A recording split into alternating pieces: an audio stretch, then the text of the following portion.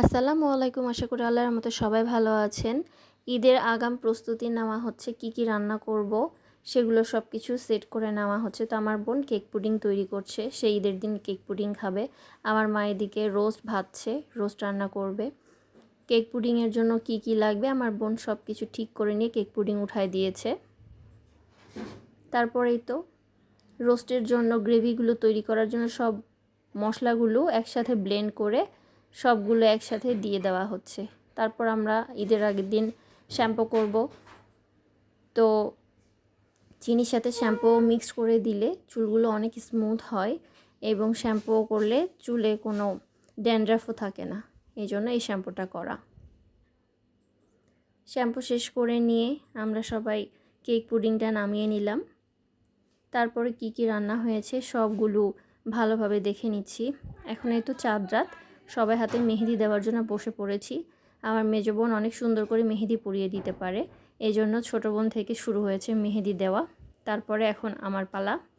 আব্বু আম্মু বসে গান শুনছে। ওমর রমজানে তো রোজার শেষে এলো খুশির ঈদ। একে একে সবার মেহেদি দেওয়ার পর্ব শেষ। তারপরে আমার মেজো বোন এখন নিজে নিজে মেহেদি লাগানো শুরু করবে। এর ফাঁকে ফাঁকে আমরা গান শুনেই চলেছি। আশা করি সবার ঈদ অনেক ভালো কেটেছে। পরদিন সকালবেলা খাওয়া দাওয়া শেষ করে চা খাচ্ছি সবাই।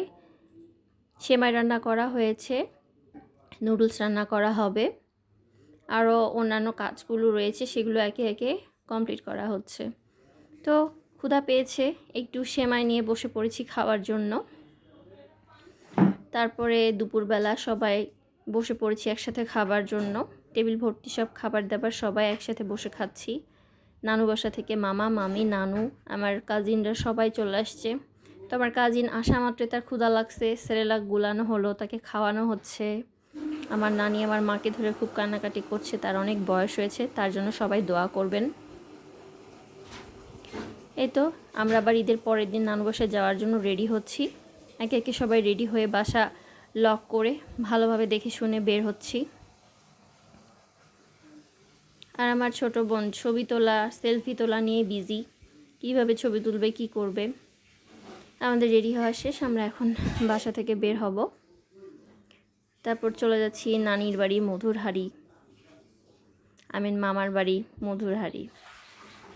তো বের হচ্ছি রিক্সার খোঁজে। রিক্সা তো আমাদের এখানে খুব তাড়াতাড়ি পাওয়া যায় না। তারপর মামি খাবার দাবার রেডি করলো, সব কিছু সামনে দিয়ে রাখলো। আপনাদের ঈদ কেমন কেটেছে অবশ্যই জানাবেন। আল্লাহ হাফেজ।